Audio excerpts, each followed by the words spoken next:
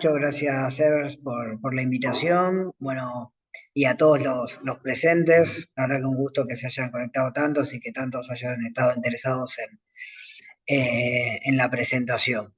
Mi nombre es Gabriel Willek, soy kinesiólogo, egresado de la UBA. Actualmente soy director y codirector de la Diplomatura en Biomecánica Clínica de la Universidad Favaloro, coordinador de Kinesiología y Fisiatría de la carrera de grado de esta universidad, doctorando de la Universidad de Buenos Aires, bueno, y un apasionado en la difusión y divulgación de la biomecánica.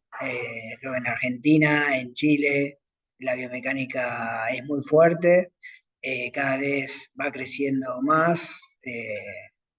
Tengo la suerte de que muchas veces me invitan a diversos congresos kinésicos, médicos, y es un gusto ver que cada vez más en cada presentación que se hace se habla de la biomecánica, de las distintas patologías. En el caso del día de hoy, vamos a abocarnos un poquito más al área deportiva, pero lo podemos extrapolar a las distintas situaciones de la vida de distintos niveles de pacientes, no hace falta que sean eh, sí o sí deportistas.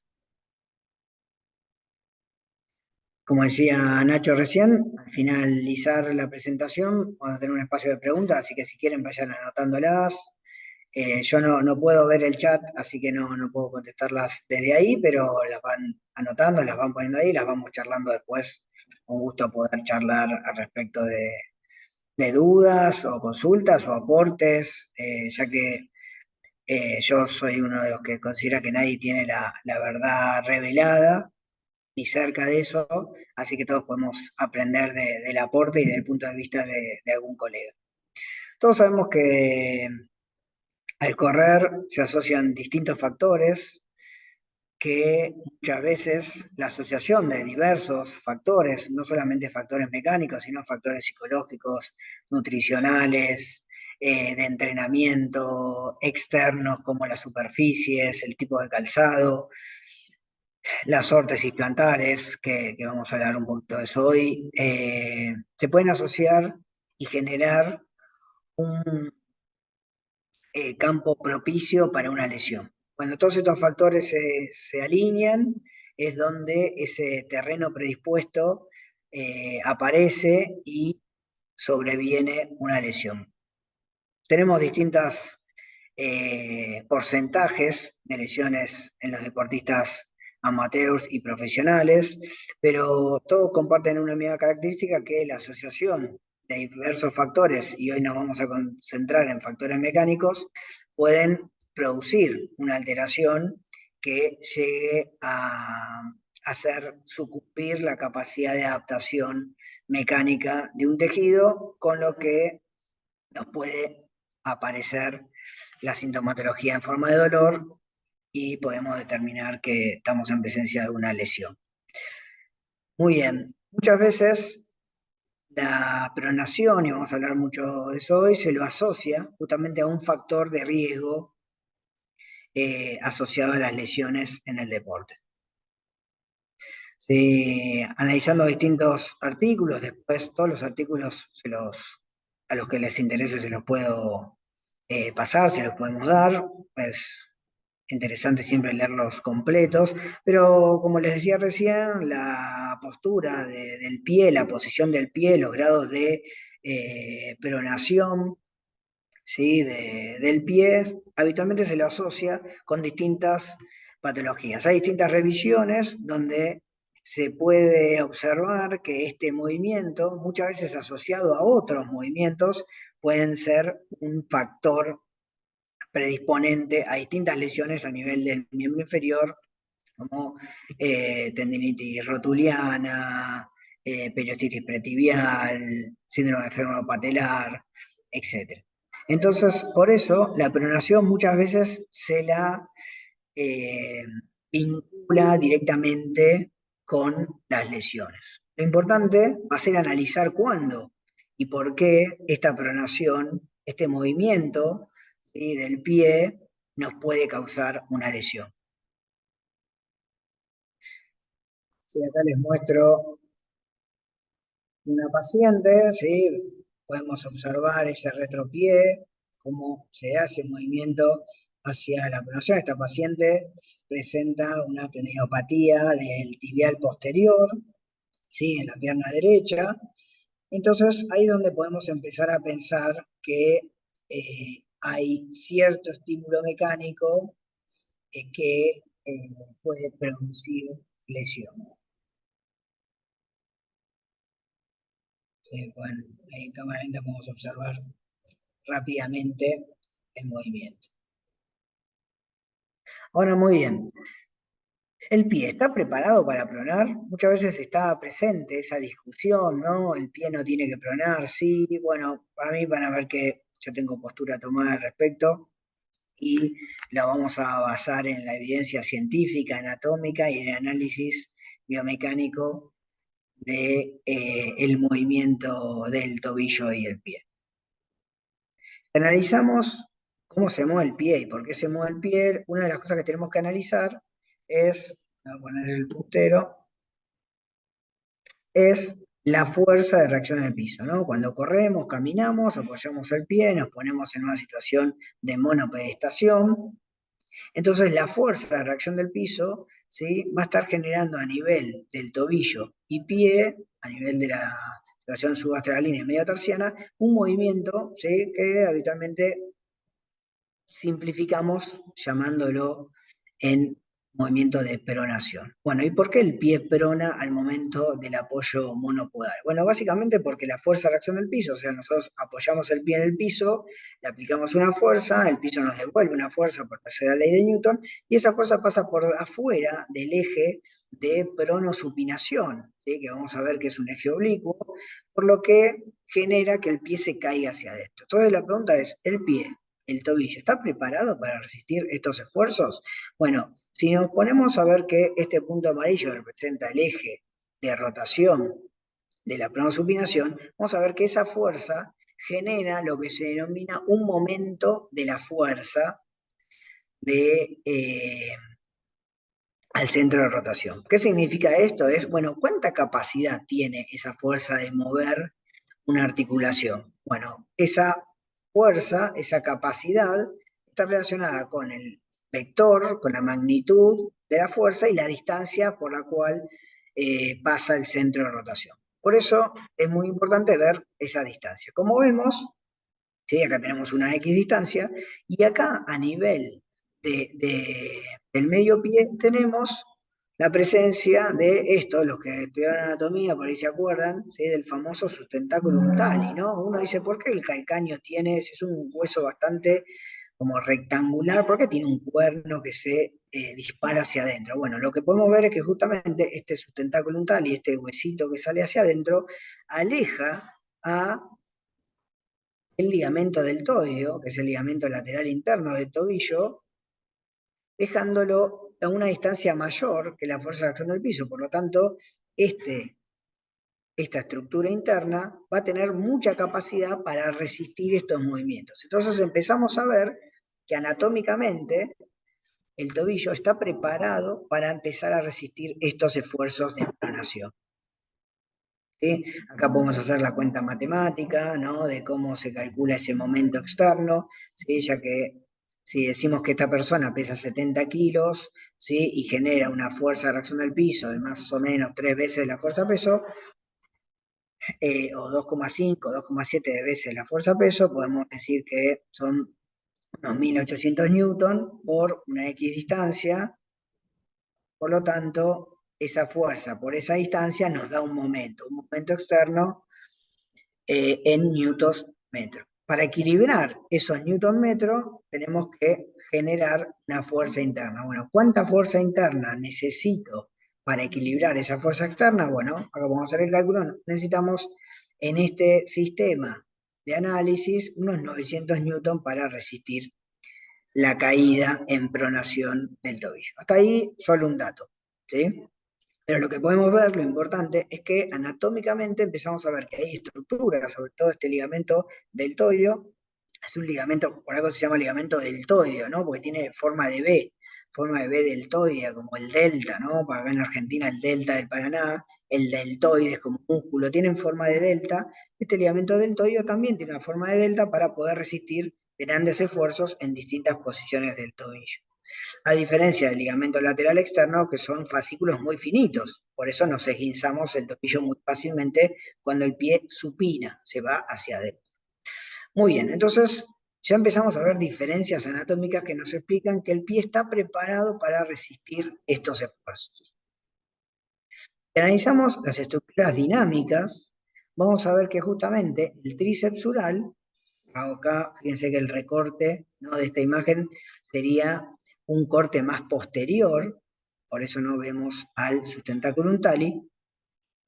Vemos cómo pasa la fuerza del tríceps sural, ¿no?, del tendón de Aquiles que une al sóleo y los gemelos, sobre todo el sóleo, ¿sí?, que va a estar aguantando muchas de estas cargas. Como vemos también el sóleo pasa por dentro, por lo tanto, ¿sí?, acá esta típica imagen del Capanchi que muchos habrán visto, vemos cómo nos marcan los ejes de pronosupinación, por lo tanto todo lo que está por acá atrás es extensor, o mejor dicho, como el pie está funcionando apoyado en el piso, lo que denominamos cadena cerrada, para los que saben ese concepto técnicamente, ¿no?, el pie está apoyado en el piso, ¿qué va a hacer? Va a evitar, más que extender el tobillo, más que llevar la punta del pie para abajo, va a evitar la caída de la tibia hacia adelante. Por eso el sóleo es tan importante en el control de la posición de la tibia en el espacio.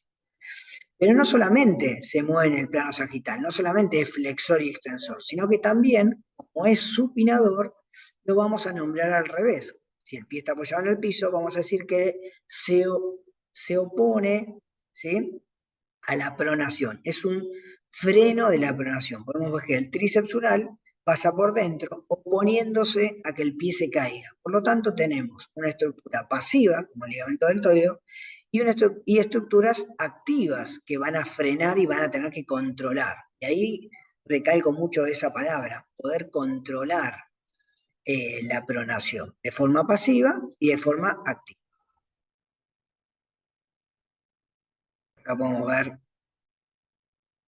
cómo se describe, ¿no?, esta extensión más supinación, ¿sí?, la aducción, supinación, extensión, ¿sí?, de la inversión plantar que genera el tríceps sural por pasar oblicuo en relación a este eje. Pero el tríceps sural no es el único que está en esta situación. También tenemos otros músculos muy poderosos, como el tibial posterior, ¿no? El tibial posterior también va a estar en una posición también más alejada del centro de rotación, por lo tanto tiene un buen momento, tiene una buena capacidad. Si lo vemos o revisamos la anatomía, vamos a ver que es un músculo con un área de sección transversal, o sea, es un músculo muy voluminoso, profundo pero muy voluminoso, igual que el sóleo, que es un músculo muy voluminoso, que tiene un área de sección transversal mucho más grande que la de los músculos gemelos. También vamos a tener el músculo flexor propio del dedo gordo, que es un músculo que yo trabajo muchísimo, ¿sí? ¿Por qué? Porque me controla mucho la caída, ¿sí?, del pie en pronación, ¿sí? Recién veíamos una paciente con una tendinopatía del tibial posterior. Bueno, entonces ahí podemos empezar a pensar en las sinergias. ¿Quiénes me van a ayudar?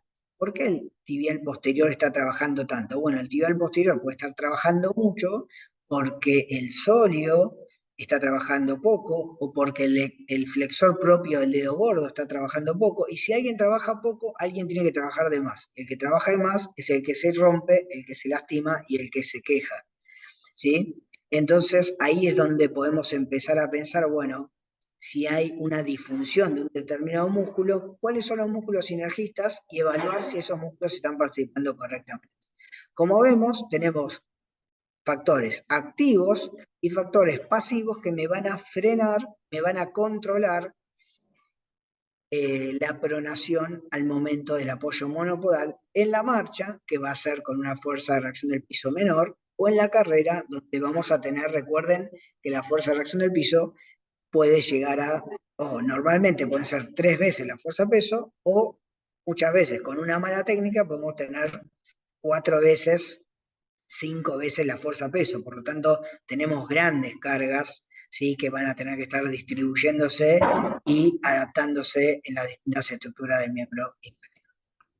Y acá vemos una imagen del tibial posterior, y fíjense cómo viene por detrás, levanta, ¿sí? Al navicular, ¿sí? Cómo la actividad eléctrica de estos músculos, ¿sí?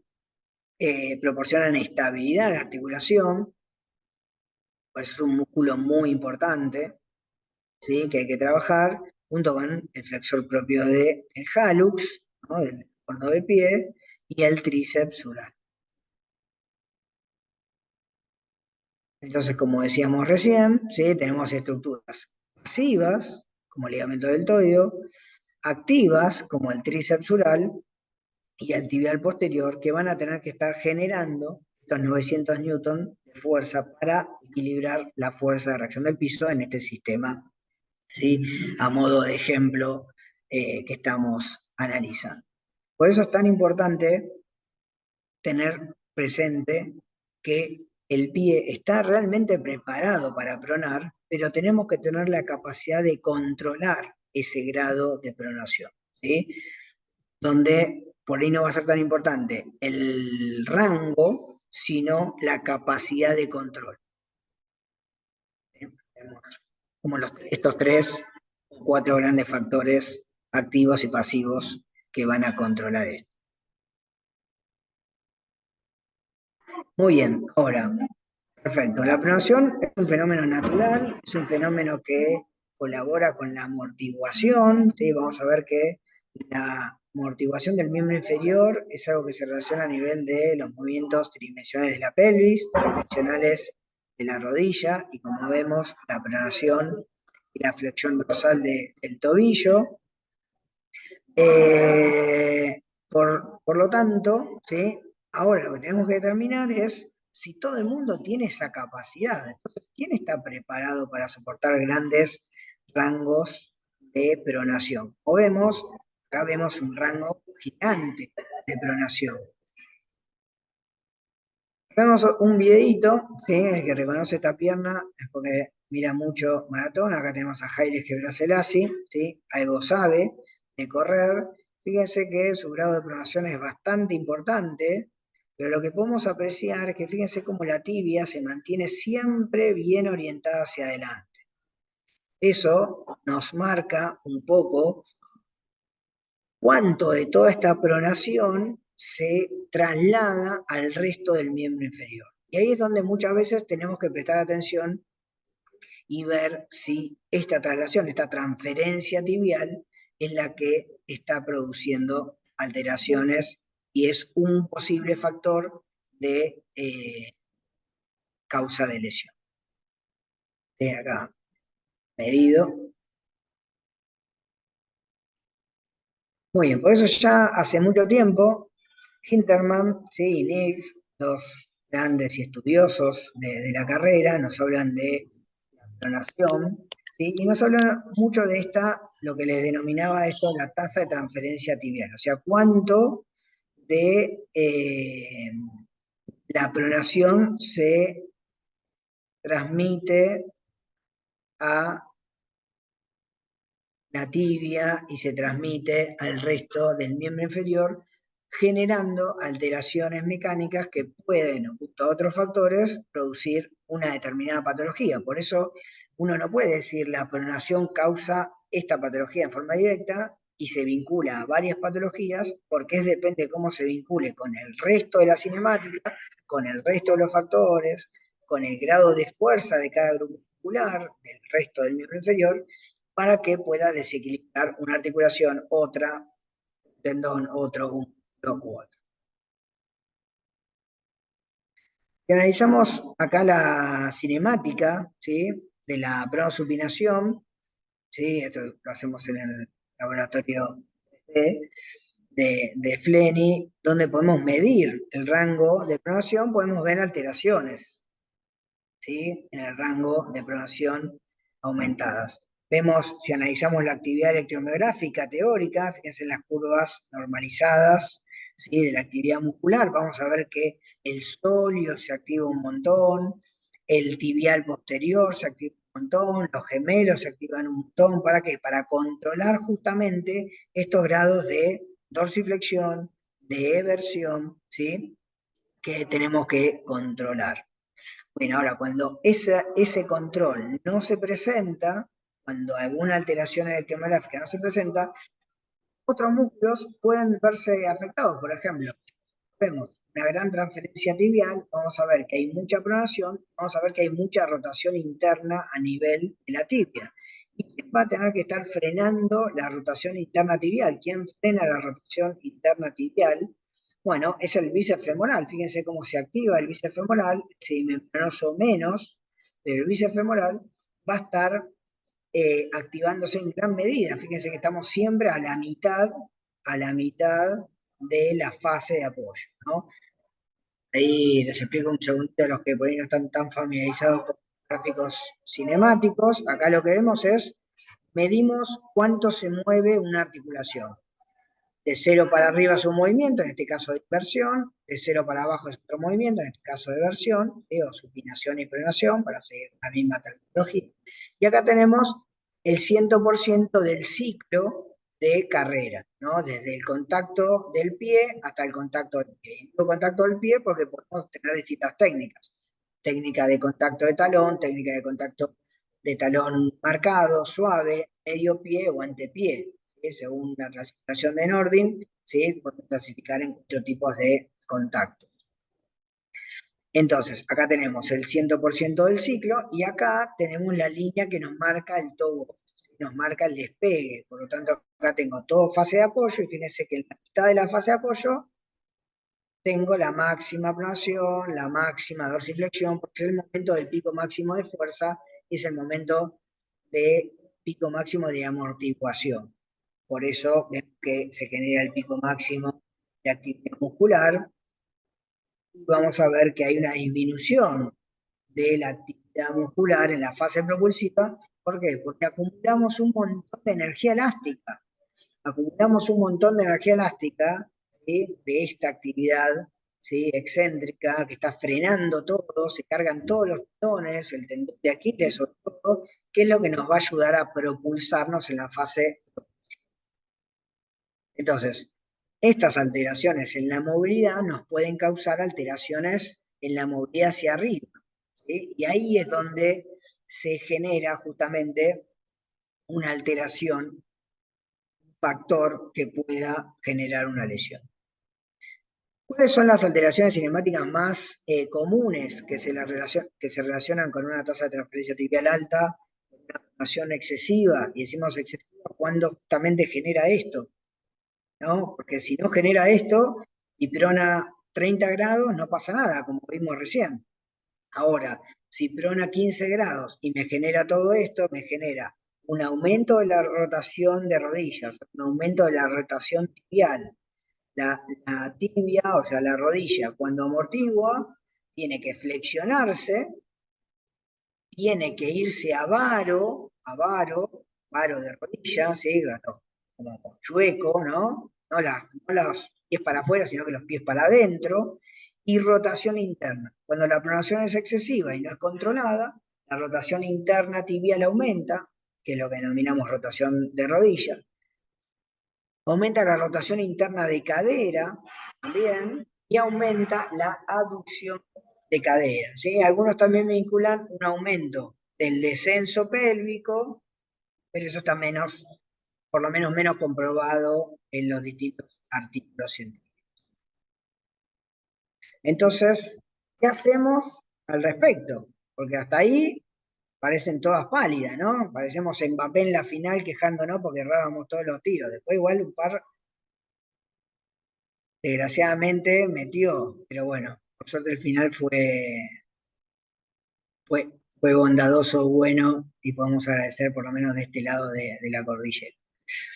Entonces, ¿qué hacemos al respecto con todo esto? Cuando vemos que esa pronación es excesiva, se lo vincula, tiene una pronación excesiva y aparece una patología que se vincula a una pronación excesiva, por más que no podamos medir cinemáticamente, tridimensionalmente lo que pasa en el miembro inferior, podemos empezar a observarlo. Muchas veces, si nosotros no podemos medir porque no tenemos un laboratorio 3D para hacer, no tenemos dónde enviar a nuestro paciente para que se haga una evaluación biomecánica, mecánica, tenemos que poder inferir y decir, bueno, ¿es una patología que se relaciona con el exceso de pronación? Sí, perfecto.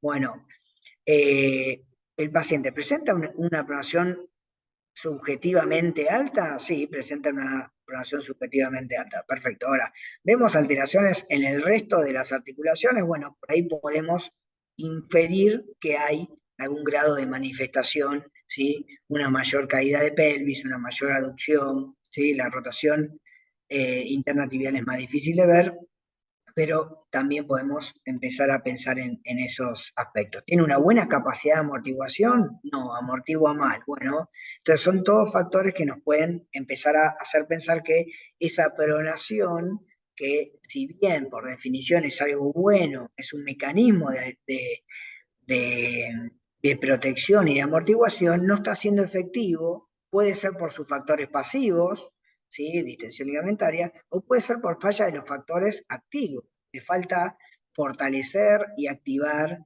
al sóleo, al tibial posterior, al flexor propio del hallux, etc. Entonces, ¿qué podemos hacer al respecto? Bueno, lo primero que hacemos, esperen que lo vean, es realizamos una baropodometría y le podemos indicar otros implantares, que es una de las indicaciones para este tipo de alteración. Tenía que haber puesto en silencio para que no salga toda la música de fondo. Muy bien, perfecto. Una de las indicaciones en estas patologías es, yo siempre digo, una vez que podemos trabajar en ese pie, podemos fortalecer y mejorar los factores pasivos, activos. Bueno, controlar ese grado de pronación va a ser algo importante. Por eso las órtesis plantares, las famosas plantillas ortopédicas, nos pueden ayudar al respecto. Ahora, ¿las órtesis plantares generan las modificaciones que nosotros queremos? Esa es una de las grandes preguntas que siempre hablando con Nacho, ¿no? Muchas veces decimos, bueno, ¿hay realmente estudios que demuestren que esas órtesis plantares generan lo que nosotros queremos lograr? Bueno, hay distintos estudios. Les voy a presentar este que es uno que está muy bueno y muy bien hecho metodológicamente, porque la elección de la población está muy bien hecho, donde se fijan justamente cómo es el comportamiento del retropié antes de ingresarlos a la muestra. Entonces, es un estudio muy interesante que evaluó 19 corredores sanos, pronadores, medidos, ¿sí? Con un grado de pronación elevado, y se comparó el comportamiento de dos plantillas. Una plantilla plana, como podemos ver acá, con un arco semirrígido, ¿sí? Como son las plantillas que se hacen en Evers, y después una plantilla con 7 grados de cuña medial con arco semirrígido exactamente igual, ¿sí? Parecidas a las que se hacen en Evers.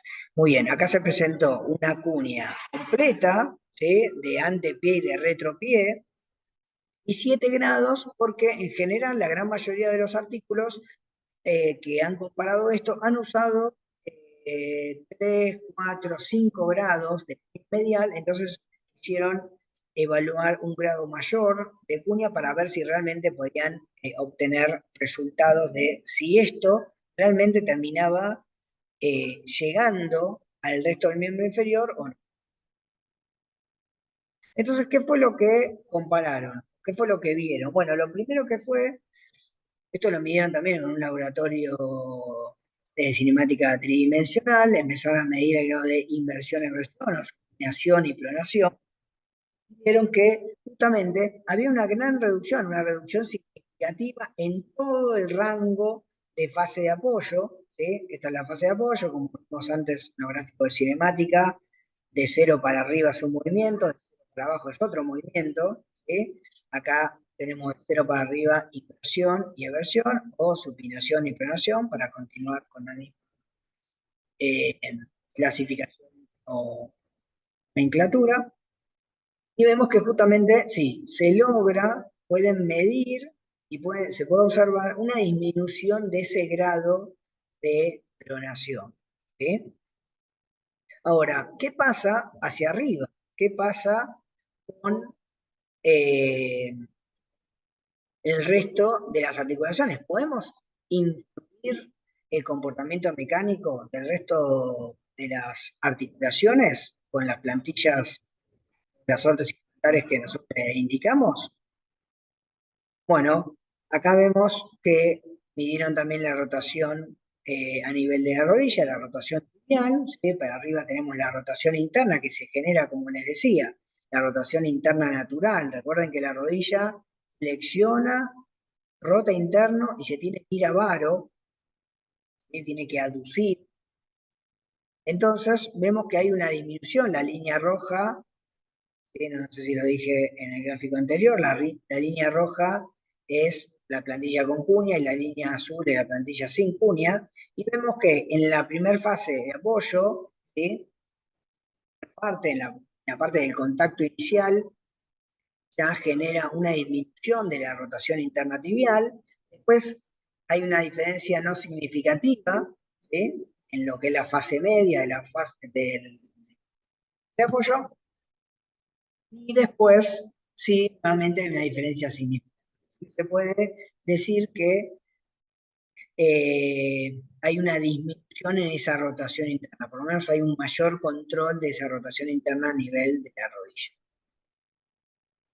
A nivel del plano frontal, este artículo lo presenta como si fuese algo negativo, porque dice que aumenta el rango, y es verdad, si nosotros medimos el rango de aducción abducción o de valgo-varo a nivel del movimiento en el plano frontal de la rodilla, hay un aumento del rango y eso ellos lo marcan como un aspecto negativo, aumentó el rango de movimiento en el plano frontal. Ahora bien, si analizamos el gráfico, vamos a ver qué es lo que les pasó a sus corredores normales, ¿sí? Ellos les digo que en la fase de apoyo medio, la rodilla se iba a un pequeño valgo, no significativo, obviamente, significativa, de valgo, ¿sí? Podemos decir que la rodilla quedaba neutra y con las plantillas se iba a varo. Por lo tanto, estamos logrando, por eso para mí, si bien se aumenta el rango, lo que estamos logrando es que la rodilla haga rotación interna varo, que es para lo que está preparada la rodilla.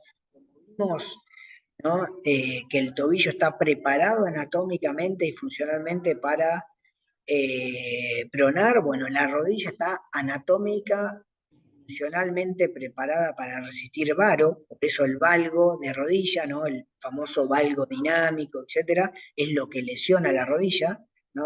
Rompe el ligamento lateral interno, cruzados, etcétera. Bueno, lo que vemos que con esta cuña se genera un paro de rodilla. Por lo tanto, por más que aumente el rango, para mí el comportamiento mecánico mejora porque está en varo y no en paro. Por último, vemos que también se disminuyó el grado, ¿sí? De aducción de cadera, que era otro de los marcadores que se indicaban como aspectos negativos sumados a la pronación aumentada. Entonces, vemos que realmente la plantilla sí genera un cambio cinemático, por eso es importante la buena indicación, la buena evaluación de qué es lo que realmente le está pasando a nuestro paciente al momento de estar parado, caminar y correr. Entonces logramos esto, ¿no? La disminución de la rotación interna, cadera, que ese gráfico me parece que no sé si no lo puse, y la disminución de la aducción de cadera. Muy bien, nosotros yo lo que muchas veces hago es reevaluar pacientes, ¿sí? Yo estudios biomecánicos que incluyen la electromiografía de superficie en la carrera, saltos, etcétera, y lo que hicimos en este caso fue evaluar, ¿sí? Tres condiciones distintas, ¿sí? Sin plantillas, con unas plantillas viejas que tenía el paciente y con las plantillas nuevas que le hicimos después de hacer la evaluación baropodométrica intracalzado. Y acá vemos las tres comparaciones, ¿no? Estas son las plantillas, esta es la baropodometría cuando estaba descalzo, sin plantillas, acá con las plantillas viejas y acá con las plantillas nuevas, ¿sí? Entonces, acá podemos ver que se aumentó, si analizamos la presión máxima del pie derecho y el pie izquierdo, podemos ver que hay un aumento de la presión a nivel del lado izquierdo, ¿sí? Pero porque hay mayor distribución. Fíjense que acá tenía 11% y acá ahora tiene 14%, y antes tenía 41%, ahora tiene 40%. Aumentamos, si bien la plantilla en la parte estática, que es, de hecho, la evaluación por ahí menos significativa, ¿no? Si hacemos evaluaciones baropodométricas, la evaluación dinámica tiene un peso muy superior a la evaluación estática, pero podemos ver que hubo una distribución, ¿sí?, mejor entre lo que es el antepié y el retropié, por más que aumentó un poquito la presión del lado izquierdo. Si vemos las asimetrías, los grados de asimetría, acá podemos ver los grados de asimetría que presentaba sin plantillas, ¿sí? Presentaba aumento de la presión a nivel del hallux izquierdo, de los dedos derechos, del antepié, acá la plantilla vieja, donde se trasladaban las asimetrías al antepié derecho, al medio pie y al retropié izquierdo, y acá con las plantillas nuevas, donde se disminuyó las asimetrías a nivel del antepié y aumentó las asimetrías a nivel del retropié izquierdo. Si analizamos qué pasa en la marcha, ¿sí?, de vuelta vamos a ver una pequeña asimetría entre un lado y el otro, ¿sí? Acá fíjense la distribución de las presiones, ¿sí?, donde parece que este paciente estuviese con el retropié, después lo compensa un poco a nivel del antepié, por eso el baricentro está bastante centrado, pero fíjense ese retropié como apoya un montón del lado interno derecho y del lado externo izquierdo, ¿no? Parece como que si estuviese empujado por el viento del este, ¿no? Está corrido hacia ahí. Estas son las plantillas viejas donde se modifica el baricentro hacia posterior izquierdo, y estas son las plantillas nuevas en la marcha donde vemos que se logra una mejor distribución. Fíjense acá 57-43, 52-48, ¿sí? Se logra una mejor distribución de un medio pie con respecto al otro y una distribución simétrica a nivel de los antepiés, ¿sí? El gran problema de este paciente es este retropié izquierdo que está muy, muy rebelde, eh, así que logramos mejorarle esa simetría, pero este retropié izquierdo es un pie muy rígido, muy complejo que estamos trabajando. Analizamos la carrera, vamos a ver que entre las plantillas viejas y las plantillas nuevas, vemos que de vuelta se mejora la asimetría entre un pie y el otro, ¿sí? De 56-44 pasamos a 52-48, ¿sí? Está más centrado hacia baricentro y una mejor distribución entre los retropiés y antepiés. Analizando la cinemática de la pelvis en 3 dimensiones, no logramos generarle modificaciones cinemáticas significativas, lo mismo que a nivel de la parte electromiográfica, ¿sí? No logramos generarle modificaciones electromiográficas significativas. Hay algunas pequeñas modificaciones que si vemos el análisis completo y detallado, vemos que cambia un poquito el timing de activación con una plantilla y con otra, pero son cambios por ahí poco significativos para mostrar. Lo que sí vimos es que realmente las plantillas generan cambios cinemáticos, ¿sí? Cambios en las presiones plantares y en la distribución de las presiones dentro del calzado. Por eso, como resumen, ¿sí?, vemos que la pronación es un movimiento natural, esperable, ¿sí?, en la marcha y en la carrera, es uno de los factores de amortiguación que tenemos que tener siempre presentes. Por eso la rigidez del pie es un gran problema, porque la rigidez del pie me genera mucha tasa de transferencia tibial, por eso los pies tienen que ser flexibles y tenemos que trabajar para flexibilizar los pies, más allá de que las órtesis plantares nos ayudan a distribuir y hacer ese pasaje en el tiempo hasta que el paciente pueda tener un pie flexible, rango de movimientos completos, etcétera, etcétera. Es un factor a analizar, ¿sí? No podemos olvidarnos de mirar qué pasa con la pronación, sobre todo en las patologías relacionadas con la pronación, que se generan alteraciones a distancia, ¿sí? Que pueden ser un factor importante en la generación de patologías. A veces la pronación sola, sin alteraciones cinemáticas superiores, no producen patologías y eso es lo que muchas veces genera la discrepancia en la bibliografía, ¿no? Algunos encuentran, uy, no, no encontramos que sea un factor, y los otros encuentran, uy, sí, encontramos que sea un factor. Bueno, para mí eso pasa en un montón de patologías y ahí el problema es metodológico de los estudios, donde no se clasificó bien a los pacientes, porque muchas veces no se les estudia la cinemática, entonces estamos clasificando mal a los pacientes, estamos poniendo pacientes con alteración cinemática superior, por llamarlo de una forma, sin alteración cinemática superior, los junto a todos y me da un punto intermedio. Uy, no me da nada. Ahora, si yo separo y saco los pacientes que no tienen alteración cinemática superior y mido todos los que tienen alteración cinemática superior, ahí es donde la pronación me da significativa como riesgo de lesión. Podemos afirmar entonces que las órtesis plantares generan cambios biomecánicos en los pacientes, o sea que lo que estamos haciendo tiene un efecto, y las evaluaciones intracalzado nos permiten evaluar la evolución, ¿sí?, de estas órtesis plantares y el alcance, ¿sí?, que pudimos obtener. Por eso, muchas veces, en los pacientes que tenemos que reevaluar para decir, uy, no, mirá, me sigue pasando esto, o muchas veces cambia la sintomatología, uy, antes me dolía esto, que era el problema inicial, ya no me duele, pero ahora me está generando tal molestia, bueno, a ver, reevaluemos, y eso es lo que nos permite la evaluación intracalzado, la baropodometría intracalzado, que nos permite entender qué le pasa con esas nuevas plantillas, ¿sí? Porque la evaluación descalzo no nos permite entender ese proceso.